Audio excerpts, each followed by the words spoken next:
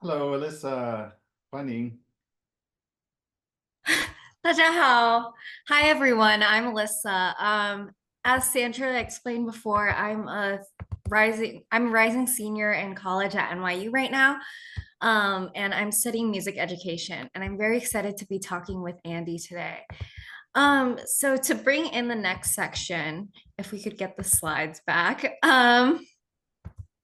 I wanted to discuss a little bit about how us as children can be exploring this topic of arguments with our parents and how we can start approaching these arguments in a better light.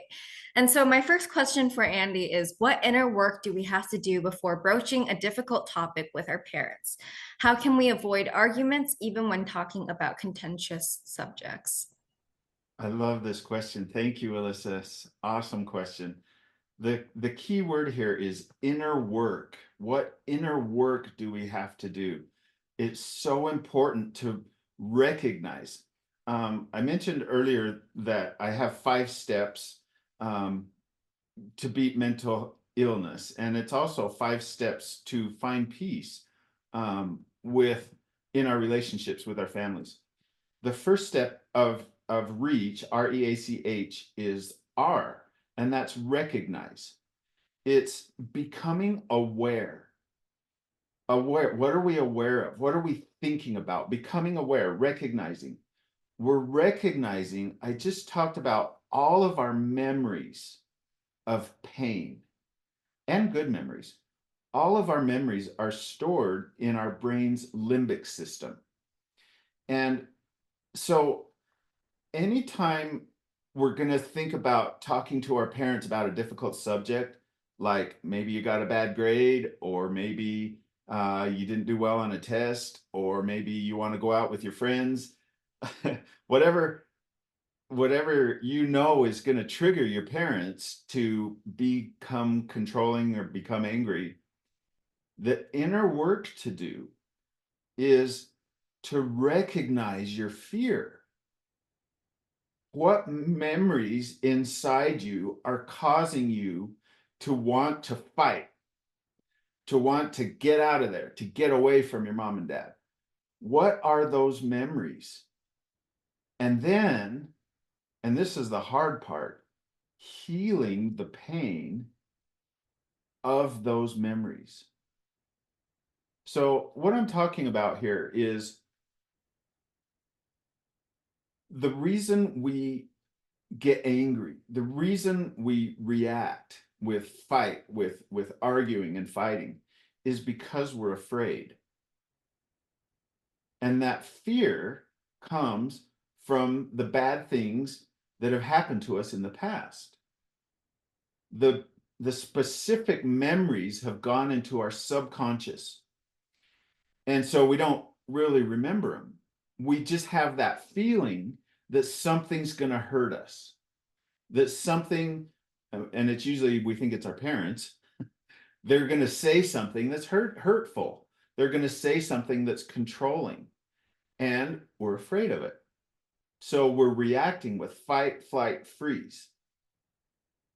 So, how do we get in a peaceful mind where we're not going to fight them, but we're going to speak in a way that is respectful, and hopefully that respect will convince them not to get angry at you, but to let you do what you want, to give you the same respect that you are giving them. So it's all about bringing to your mind what you're afraid of. Why am I afraid of telling mom and dad this? Oh, it's because last time mom and dad yelled at me. Okay, yeah. Now let's think about that memory. Let's figure out what happened and how we can heal that pain so that we're not afraid of it, so that we can go to mom and dad and talk about difficult things with a peaceful mind instead of a fearful mind. I think that's really helpful information for a lot of us that are still struggling to communicate with our parents. And I think that this reminds me of something I'm often told, which is that we can only control ourselves and our own reactions, right? And Yeah. so I think that once we're able to control that fight, flight, or freeze response that you were talking about earlier and try to prepare ourselves for that, we can have more productive conversations in all aspects of our lives. And so I think that's really helpful. Um, that brings us to our next question. So once we actually enter these conversations, these difficult topics, and these difficult discussions with our parents, how should both parties maintain mutual respect, empathy, and understanding? And especially focusing on us as children approaching our parents, especially in a culture where we emphasize this respect, this idea of filial piety and stuff like that. Yeah, mutual respect, empathy, and understanding. So these are words that most people don't even understand what they mean. I mean, they might be able to say them, but they don't understand what they mean until that prefrontal cortex is fully developed. That's 25 years old. So, I mean, like I've worked with teenagers in juvenile centers, and there was one kid who was like, we were doing a service and we were cleaning, and he would just go up to one of the leaders and start barking at him, "Ruff, ruff, ruff," right in their face. And then later on, he comes up to me and he goes, "People just have to respect me, man." You know, like, okay, so I'm supposed to respect you as you bark like a dog in my face? Is what you're doing earning my respect? You know, that concept was far from him. So I feel, and this is kind of a cultural question, but I feel that the responsibility to create communicating environments of respect, empathy, and understanding has to start with the parents, because well, teenagers, they're just barely beginning to grasp what it means to communicate with respect, what it means to have empathy and understanding. So this is big time on the parents. You got to be the first ones to teach empathy and respect and understanding by doing it. Teenagers are still learning from their feelings. So let me give another example. There's a YouTube video. There was a popular thing with a comedian here in America. I don't know if you know Jimmy Kimmel.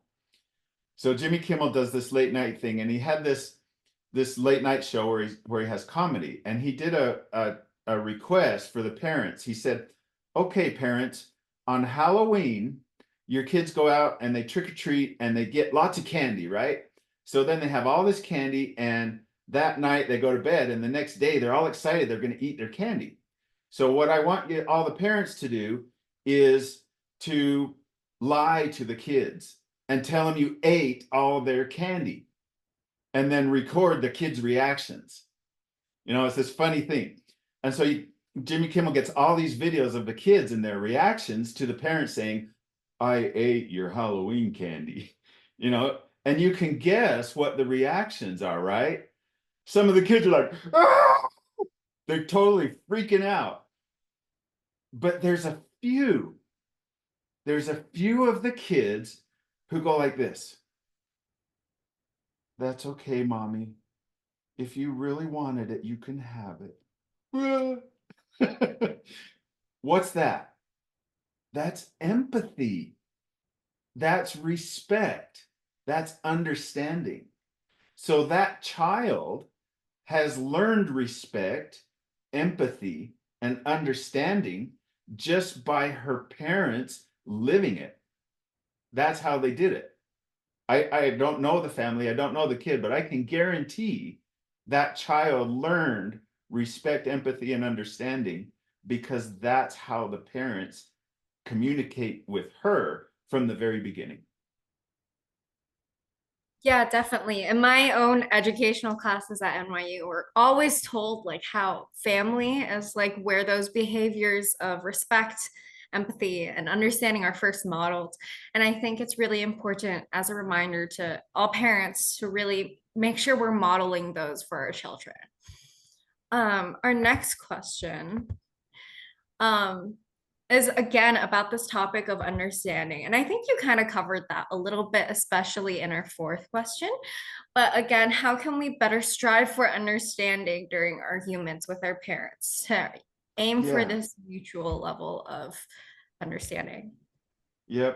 For the kids, for the youngsters, it it starts with learning to stay calm.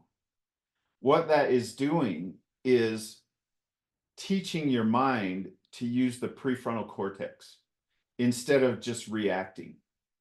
So thinking about what you're saying, thinking about what you're doing, asking the question, why?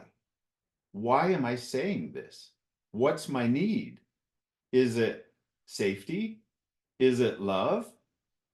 Is me acting like this gonna make mom and dad want to love me? So that's for youngsters, that's the part, is mindfulness, starting to think about what you're doing, what you're thinking, and asking why. For parents, um, understanding comes from learning. It's also asking why. Why am I saying this to my kid? Why am I criticizing them? Am I criticizing them? You know, that's a big part. Understanding that you're criticizing, admitting it, instead of saying, "Oh, this is Wei Ni Hao, this is for you. I'm doing all this for you," right? No, you're doing it for your own need for safety. That's what's driving your anger. You don't feel safe, so you're acting with anger. So understanding comes from learning. We're learning what we're saying, what we're thinking, and we're also noticing if it works. If we're arguing with our kids, we're telling them, stop looking at your phone, get off your phone and get your homework done. We did it last night. We did it tonight. We'll do it tomorrow. Every night, do young. It's the same argument over and over and over. Now we're going to think about it. Why is what I'm saying not working? Understand that. Then you'll start thinking about, okay, criticizing doesn't work. I'm recognizing I'm criticizing. Controlling doesn't work. All of these defenses that I teach in my classes, hopefully we'll teach later, all of these defenses are for me and my needs. I'm communicating my own fear, and that's why it's not working. So what can I do to communicate love? What can I do to communicate safety? Then the children will understand, old and young children. Whoever I'm communicating with will understand because I understand now. I understand what I'm saying. I understand why I'm saying it. And I understand what's going to happen if I communicate in this way.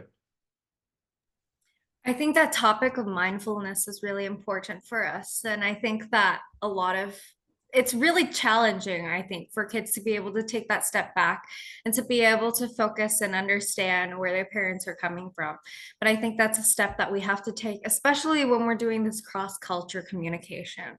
Yeah. That is so prevalent in Asian American families like my own. Now we're about reaching the halfway point, so I'll turn it back on slightly next. We want to talk about from a child's perspective, how can we best protect ourselves and how can we reach uh this level of healthy communication with our parents and this healthier relationship, especially for those children who might be struggling right now with maintaining good boundaries with their parents. So, my first question for you, Andy, in this next section is how do you establish healthy boundaries with your parents? Yeah. I think the first part in this, well, first I want to recognize how hard it is to do this. It's not an easy thing. And um, in reality, you shouldn't have to have boundaries with your parents because your parents will respect your opinions.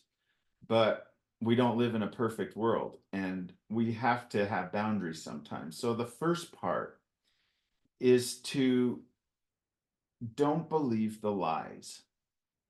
What lies am I talking about? The lies of depression, the lies of anxiety, the lies of fear. Depression and fear and anxiety tell you that you're not smart. They tell you that you're not able to think for yourself, to make decisions on what's good for you. Depression, and it's not just words, it's feelings. That's what it feels like. And it's thoughts that come into your mind when you have these feelings. Thoughts that I'll never get it right with my mom and dad. My mom and dad will never praise me. I'll never be good enough. Those are the feelings that become thoughts that are lies. So the first thing you can do is stop believing the lies. And second is recognize reality. And that is you are smart. You have worth. Reality is that you also need your parents. So there's a balance between forcing what you want and relying on your parents. I think you know what I'm talking about, right? Like if you want to take the car, you got to ask your parents nicely or they won't give you the car, right? You need them. That's something you need that you can't get for yourself. So establishing boundaries is recognizing you're smart, recognizing you can do it, and then deciding for yourself, what can I say to my parents that will keep me safe, that will meet my need for love? And if the way that I can do that is by saying no, then it's okay to say no.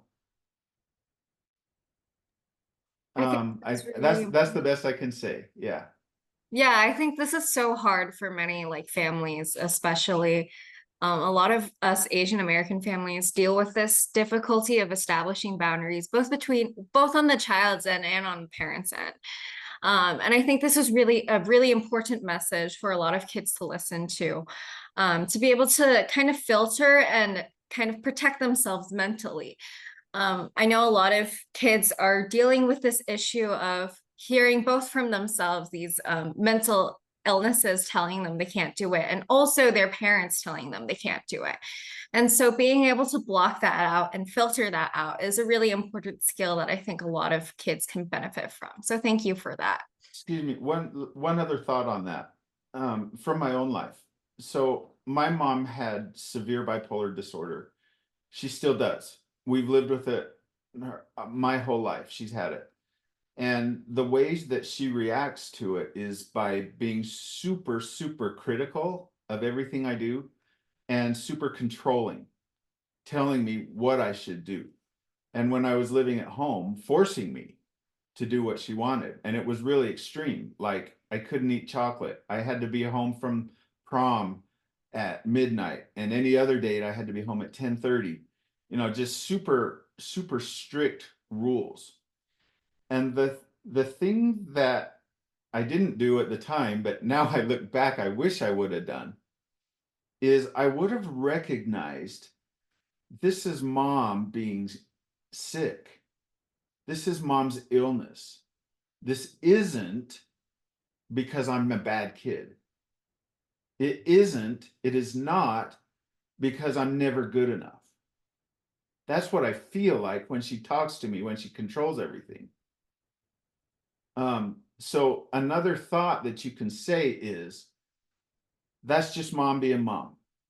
She has her fears. She has her She has her stuff, right? That's mom's stuff. It doesn't mean I'm a bad person. I hope you can keep that in mind too. I think that And is dad. I don't want to just say mom and dad.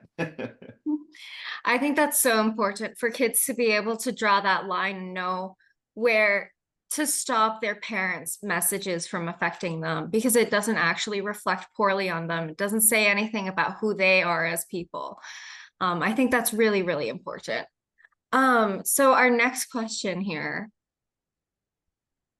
is many mental disorders, and we're literally talking about this right now, but many mental disorders are genetic or familial. When we're communicating with our parents, how do we communicate with their struggles in mind while protecting ourselves? And I think you've already begun to discuss this, especially with that last anecdote about your mom. Like, I think this is really relevant.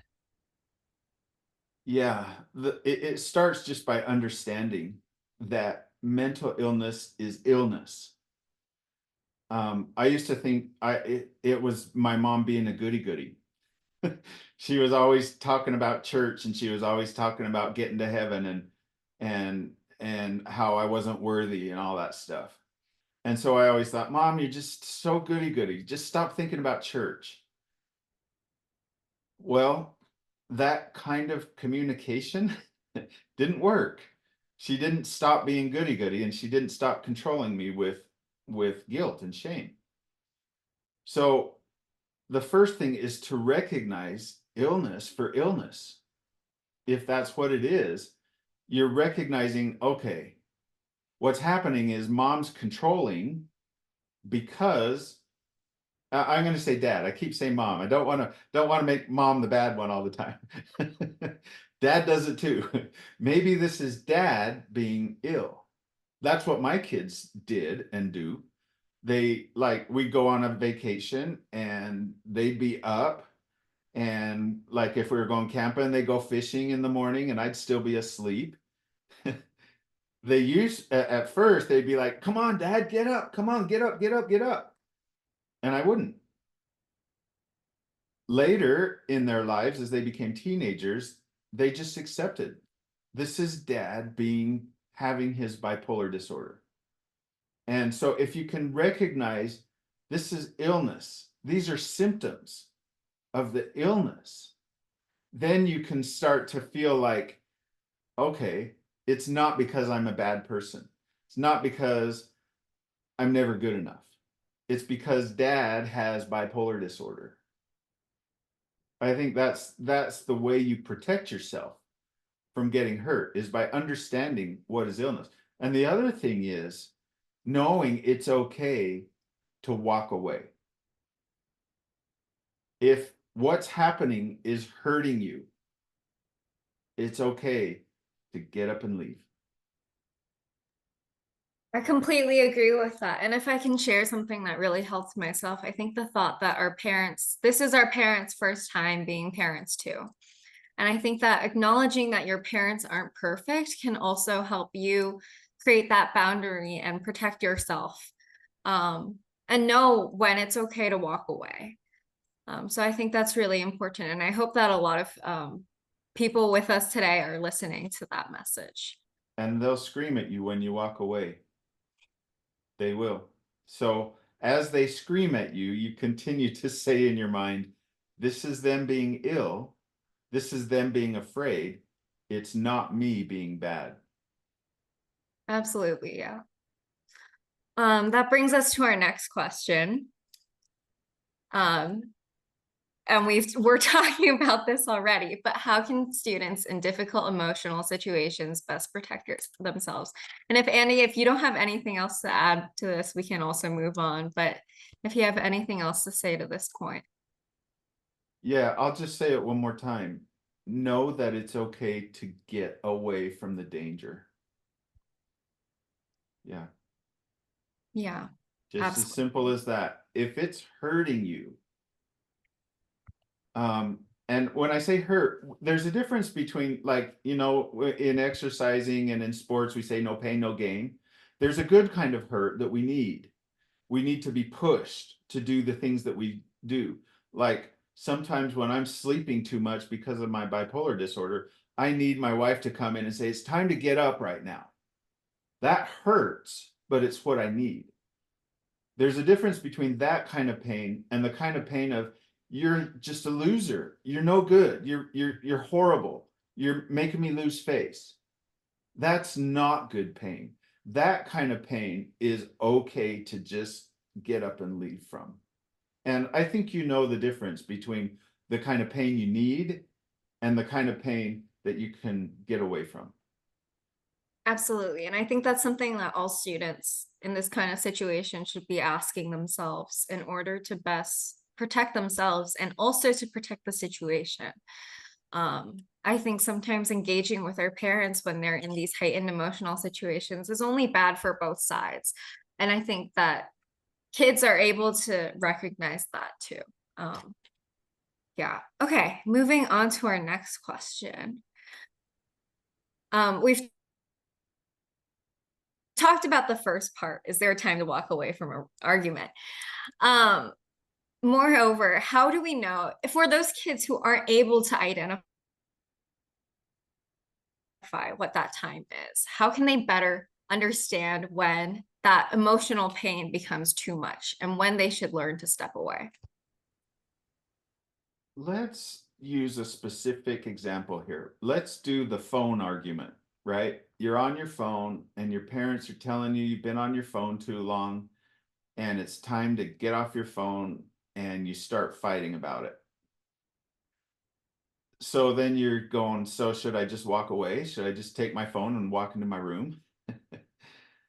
Well, maybe, um, and maybe not.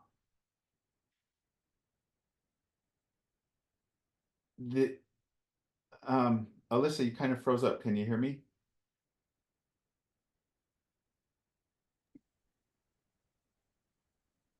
Um, are you hearing me? Am I Yeah, Alyssa 那边可能 kind of rose up.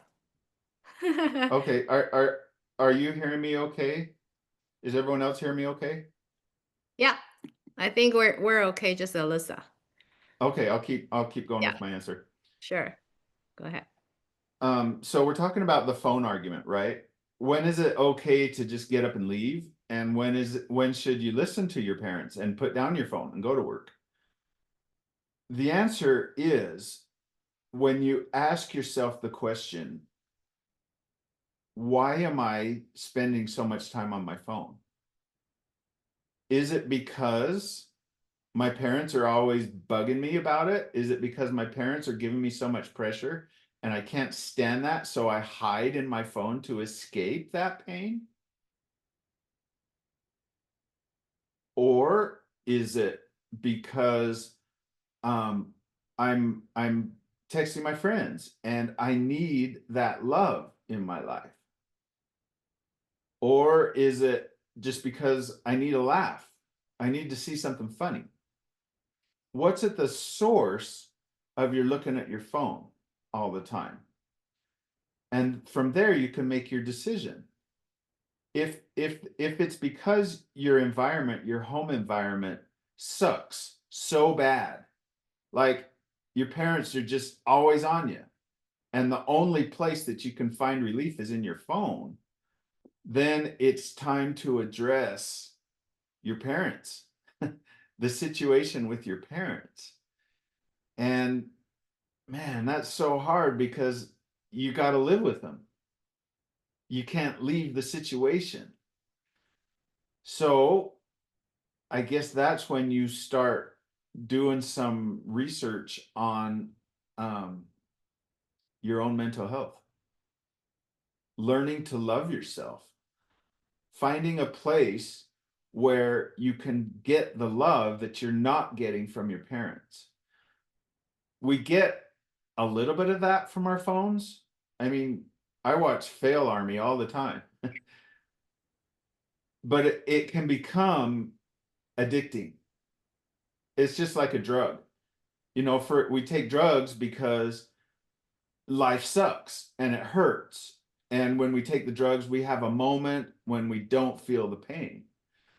But there's a consequence, and the consequence is addiction, and that addiction can kill you. So it's becoming aware of, why am I doing this? Are my parents trying to help me? Is them telling me to stop doing it, is it really going to help me? And if it is, then listen to them.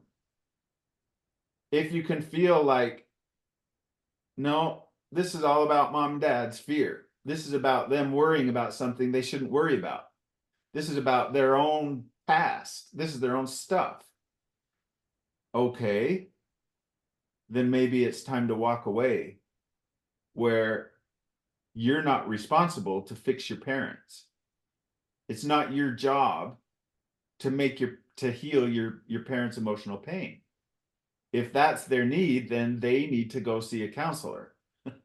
So, thinking about what is your need, what are you fighting about, and is it going to help you to listen to them, or is it going to hurt you? And then make your decision on what to do. I think you've very eloquently put this in both English and Chinese, like I admire how you're able to use both languages to explain this so well. It all goes back to our needs, right? And what needs we're trying to fulfill through arguments and through discussions with our parents. That brings us to our next question. And I think this is the last one.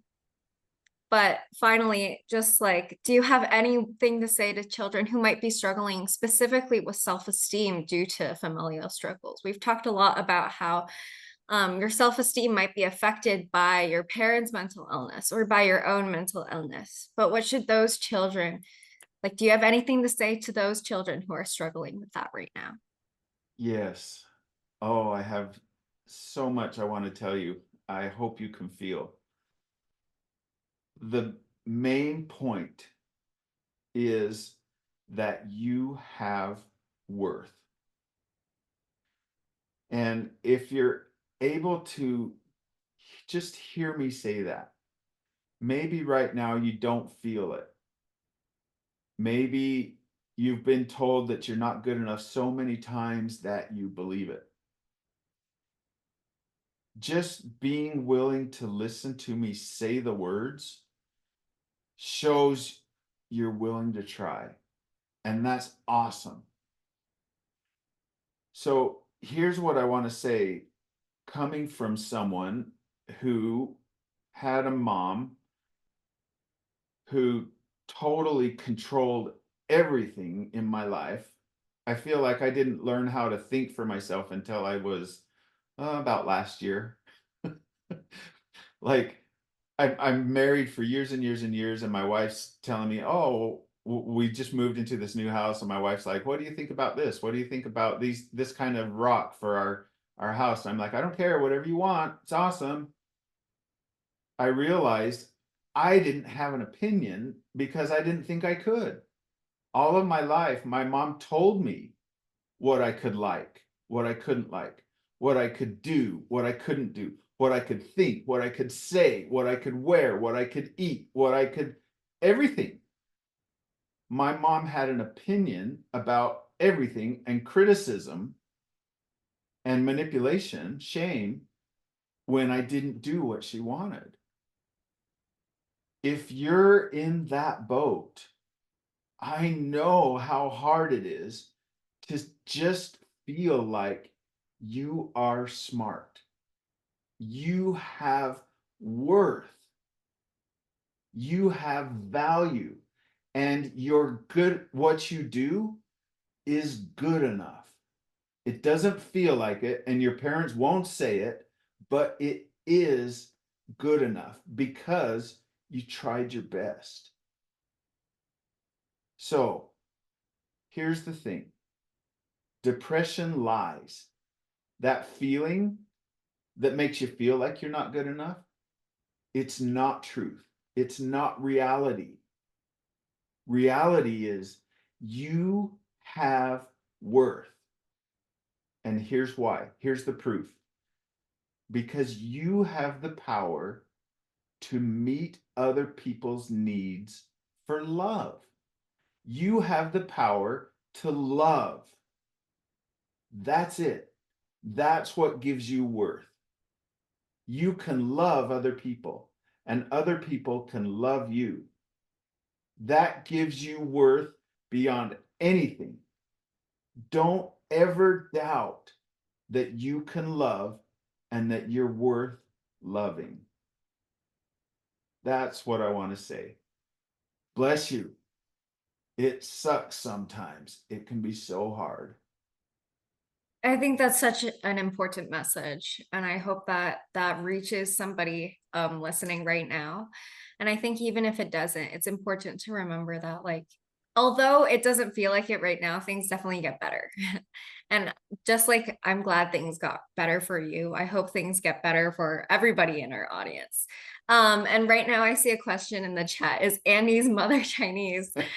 And not to answer for you, but I think that just goes to show that these issues are across every culture, right? Like these run through every single culture, and every family has these similar issues. At the core, the needs are the same. It's safety and love. Absolutely. At the core, it's all the same.